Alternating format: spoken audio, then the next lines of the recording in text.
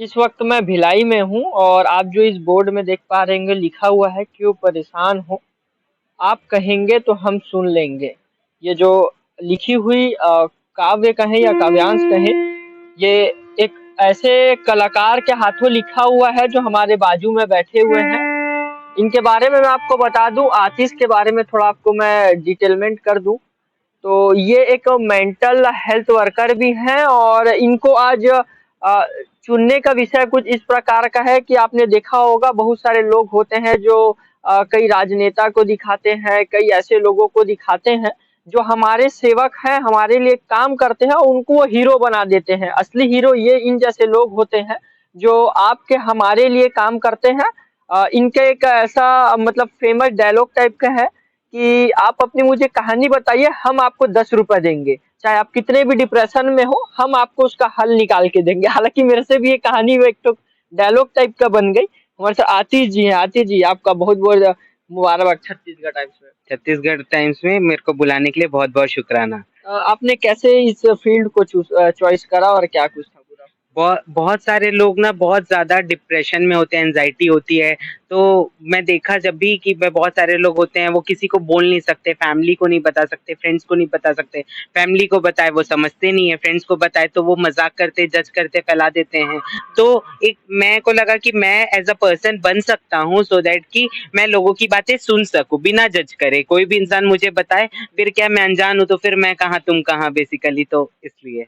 तो आपने मतलब इस फील्ड को कैसे चॉइस करा? और जैसे कि आपने देखा होगा कि रोज आपको तो बहुत सारे लोग मिलते होंगे जो डिप्रेशन में रहते होंगे, तो उनको आप कैसे डिप्रेशन से बाहर निकालते हैं और उनका क्या फीडबैक मिलता है? बेसिकली क्या होता है ना, आजकल ना बहुत सी ऐसी प्रॉब्लम्स होती है जो मेनली यूथ में, जो 20 to 25 30 के एज के लोग होते हैं ना, उनकी परेशानी ऐसी होती है कि मेरी बात कोई सुन ले सिर्फ अच्छा। एक्चुअली में।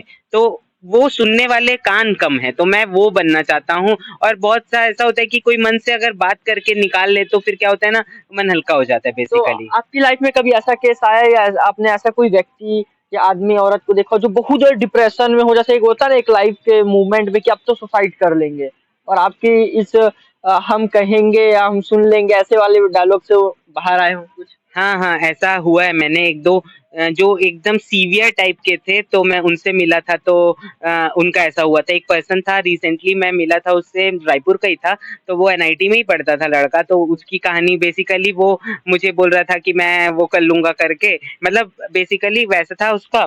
तो फिर मैं उससे काफ़ी देर बात किया, रात भर मैं रात को मतलब उसको बोला कि कुछ नहीं भाई, ऐसा-ऐसा करके। फिर नेक्स्ट डे मैं उससे सुबह मिलने के लिए रायपुर गया, एंड ही बिकम, अब नाउ एकदम अच्छा है, नाउ ही इज टॉपर। पहले जिसका बैक था वो अपना एसी कर लिया वो नेक्स्ट टाइम में। तो ये एक खास बात रहा ना। पढ़ाई में भी अच्छा मिल रहा है फीडबैक हाँ, हाँ, मतलब? पढ़ाई हो, गर्लफ्रेंड बॉयफ्रेंड हो, या कोई भी इश्यू और भी लाइफ को आपने लेके जॉब। गर्लफ्रेंड बॉयफ्रेंड बोला तो इससे भी तो बहुत लोग आपके पास आते होंगे निराश होके कि आशीष भैया कुछ बताइए कि गर्लफ्रेंड आ जाए। हाँ, ये सबसे ज्यादा पूछते हैं। पहले तो दो टाइप के होते हैं, एक तो जिसको छोड़ के चले जाता है या चले जाती है, दूसरा जिसके बनते नहीं है। तो अच्छा। उन लोग अपने जिनके होते हैं, तो उन लोग अपना ना थोड़ा चीप फील करते हैं, तो वो लोग मुझसे शेयर करते हैं, भैया मेरा बन नहीं रहा है या मेरी बन नहीं रही है, ऐसे लाइक दैट। तो मैं बोलता हूँ कि यार पढ़ाई दो, करियर पे अभी फोकस करते हैं, ये जो उम्र है 20 साल 21 साल का, फिर करेंगे ना, सब करेंगे, है कि नहीं? तो ऐसे आप बोलता हूँ। लगभग कितने सालों से ये चीज कर रहे हैं? हाँ, ये करते हुए मुझे लगभग 2 साल हो गए। फरवरी में मैंने स्टार्ट किया था 2022 में, तो अभी जनवरी चल रहा है, तो 2 साल लगभग हो गए हैं मेरे को करते हुए। मैं अपने दर्शकों को एक बात बता दूं, इनको आज इस फील्ड में लाने का विचार कुछ इस प्रकार के आया कि जैसे कि हमने आपने बहुत सारे जगह में गए होंगे, तो हमने एक मरीन ड्राइव में हमारी एक जनसभा लगी थी, चुनावी जनसभा लगी थी, तो उसमें हमने इनको देखा था कि ये बहुत सारे लोगों से मिल रहे थे और हालांकि लोग ये इनसे आके गले मिल रहे थे, जैसे कहीं आपने पिक्चरों में देखा होगा या कभी आपने देखा होगा कि फौज से बहुत लंबे समय से वापस लौट के आता है या उसकी बहुत लंबी संघर्ष की कहानी रहती है, तो पति पत्नी का जो मिलन होता है जिस तरीके से, ऐसा ही जो लोग थे या आदमी हो या औरत हो या युवा पीढ़ी हो या जब महिला पीढ़ी हो आके इनसे मिल रहे थे उस तरीके, तो हमें थोड़ा अचंभित लगा। तो हमने इनसे कांटेक्ट करा और आज इनसे बात करा, तो इन्होंने बताया कि इनसे और थोड़ा जानने की कोशिश करेंगे। अपने बारे में थोड़ा बताएंगे? मैं यहीं भिलाई से ही पैदा हुआ हूँ। मैं I born in brought up, पूरा भिलाई, एजुकेशन सब पूरा भिलाई से हुआ है। उसके बाद मैं फिर अपने काम के पर्पज से मैं दिल्ली चला गया था, 5 साल दिल्ली में रहा। वहाँ एजुकेशन क्या हुई है? मेरी बीकॉम एमकॉम हुई है और मैं और पढ़े लिखे भी हैं गुरु। वो तो है। तो बस यही है, मैंने पूरा एजुकेशन यहीं से कंप्लीट किया है और अभी मैं ये करता हूँ और हफ्ते में 2 घंटे के लिए एवरी संडे, चाहे मैं कहीं पे भी रहूँ, इंडिया में रहूँ या भिलाई में रहूँ, रायपुर में रहूँ या कहीं भी शहर में रहूँ, जरूर है 6 से 8 ये बोर्ड लेके मैं खड़ा मिलूंगा जिस भी शहर में होऊंगा। तो बहुत सारे लोग तो आपको कांटेक्ट भी करते होंगे, अभी भी वो मैसेज कॉल करते होंगे कि भैया बताओ हम निराश हो गए लाइफ से, क्या करें करके। हाँ हाँ, मैं मेरे को बहुत सारे लोग मैसेज करते हैं, मेरा इंस्टाग्राम पूरा डीएम्स तो रहते ही है, बट मैं कोशिश करता हूँ कि रिप्लाई कर पाऊँ टाइम के हिसाब से, क्योंकि रिप्लाई करने से टाइम ज्यादा लगता है, क्योंकि वो फिर बताना चाहते हैं चीजें, इसमें है ना। इंस्टाग्राम आईडी भी मेंशन हाँ हुई है, हाँ आप हाँ चाहे हाँ। तो इनको डीएम करके भी आप पूछ सकते हैं, अपनी समस्याओं का हल पूछ सकते हैं और जरूर आपको इसका कुछ ना कुछ लाभ जरूर मिलेगा। बताइए आगे। तो बस यही है, फिर दिल्ली चला गया, हाँ। फिर वापस आया 2000, बहुत टाइम बाहर बिताने के बाद मैंने बहुत कुछ लाइफ में अचीव करना था, तो उसको के लिए बाहर चला गया था। और 2023 में मैंने माँ को प्रॉमिस किया था कि हर फेस्टिवल में घर में मनाऊंगा, और रायपुर आने का यही पर्पस रहा कि मैं भिलाई में रह के रायपुर जाता था, एंड बहुत प्यार मुझे रायपुर से मिला, तो अब वहीं का हो गया हूँ, अब मेरे को बाहर जाने का मन ही नहीं करता है। सच बताओ, ये एक एक्स्ट्रा कनेक्शन मेरा रायपुर के साथ में है। एक वीडियो आपका दिल्ली वाला भी हाँ कुछ वायरल टाइप का हुआ था, जिसमें वो अच्छा लोगों का फीडबैक आपको मिल रहा था। हाँ क्या है दिल्ली वाला, कितने हाँ, लोगों दिल्ली वाला एक्चुअली क्या है, मैं दिल्ली में रहता हूँ, तो दिल्ली में सीपी में करता हूँ, या फिर साकेत में करते हैं, पीवीआर अनुपम, या फिर कभी लाल किला हुआ तो लाल किला, क्योंकि साउथ दिल्ली में रहता हूँ तो उधर होना जाना आना होता रहता है, तो उधर ही करते हैं। तो लोग कभी ऐसे अतरंगी टाइप नहीं मिलते आपको? हाँ, बहुत टाइप के लोग मिलते हैं, अलग अलग सवाल पूछते हैं, कुछ मेरे से कुछ और मांग कर देते हैं, कुछ और दिलाने की मांग कर देते हैं, तो ये थोड़ा सा रहता है, बट जेन्युइन लोग भी हैं जिनको सही में जरूरत है बताने के लिए। आज लोगों के पास में सही में कान नहीं है, तो एक होना चाहिए एक ये बात। तो कुछ ऐसा एक कहानी बताना चाहेंगे हमारे दर्शकों को, जो लगता है आपको कि बताना चाहिए कि लोगों को थोड़ा उससे लाभ मिलेगा? हाँ, मैं आपको एक स्टोरी शेयर करना चाहता हूँ, जो मेरी पर्सनल स्टोरी है, जो मैं सीखा था। एक दिन मैं यहाँ बूढ़ा तालाब में था रायपुर में, तो वहाँ पर 3 लोग आए थे। एक दादी जी जो सीनियर सिटीजन थी, और एक अंकल और एक आंटी, 3 जन आए थे।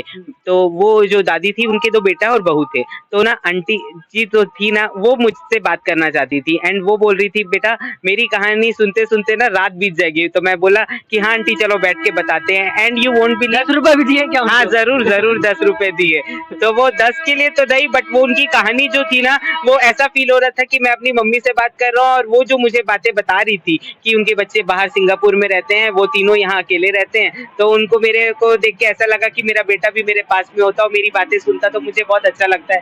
वीडियो कॉल में तो बात करते हैं, जो उनसे मैंने सीखा उस दिन, अराउंड 40 टू 45 मिनट्स की हमारी कन्वर्सेशन थी।